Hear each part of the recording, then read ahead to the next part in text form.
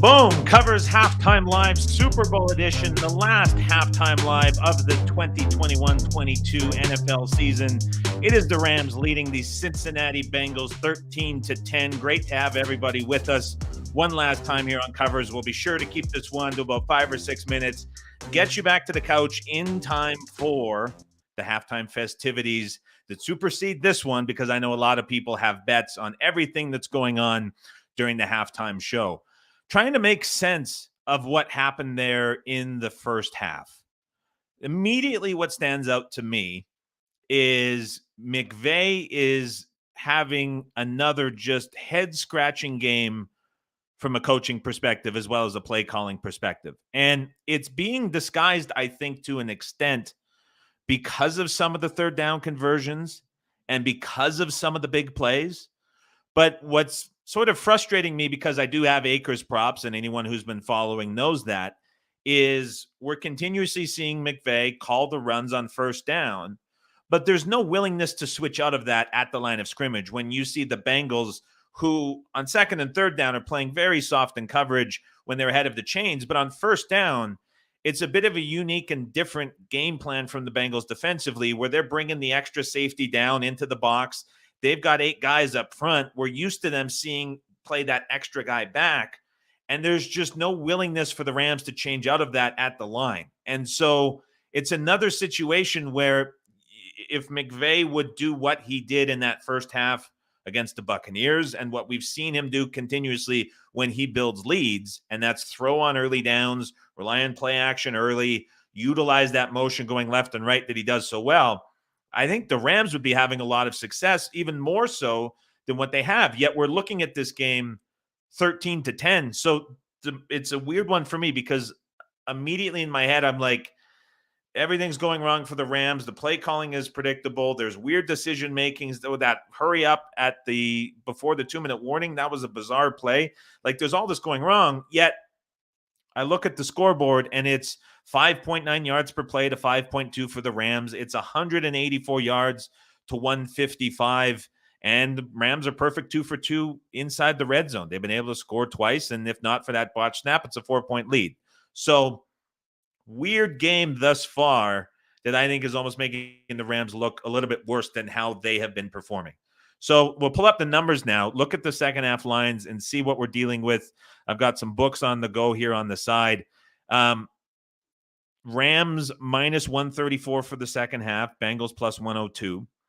Total is 23.5. Heavy vig to the over. Second half spreads the Rams a short half-point favorite. We have a comment from Brendan W. No OBJ is a problem.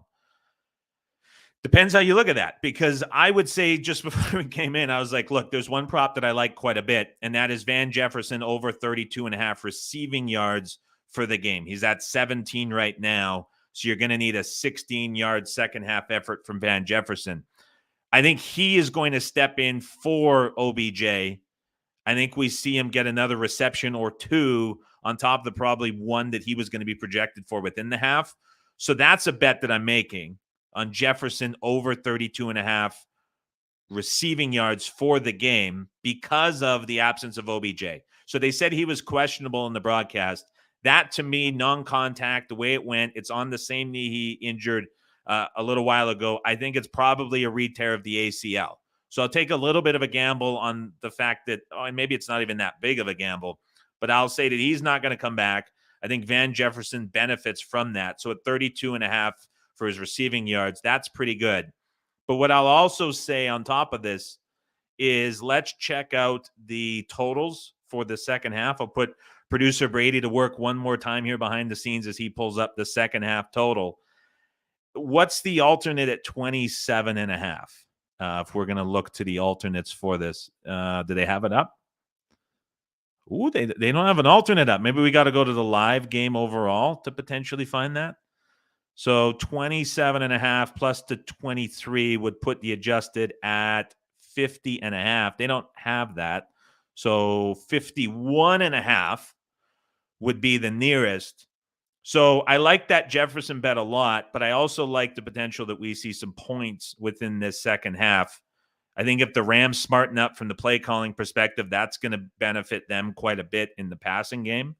But then I also think on the other side, that injury to Weddle, the Rams safeties were dealing with issues all playoffs. They haven't fully been tested. Weddle in the second quarter, he got hurt as well, and they had to put that brace on. And so that causes some more issues within that Rams secondary. If Burrow's forced to throw, I think that might benefit them. So I'll keep the Van Jefferson over as the pick for the show. But if you want to maybe look at an alternate just to add on here, 51.5 at plus 210 is interesting. But Van Jefferson over receiving yards at 32.5 is the bet for the second half. And that'll wrap things up here for us on Halftime Live. A big thank you to everybody who's tuned in with us the entire season. Thanks to Brady and Mick behind the scenes. Thanks to Davis Sanchez, who was along the way for the majority of the shows, is tied up with Super Bowl duties. It was a lot of fun to bring you second halves for every primetime game the majority of the season, and we'll certainly be back with you next year as well. So for one last time, thanks for joining us. Enjoy the second half, and we'll talk to you on the next one. Let's get some yards from Van Jefferson.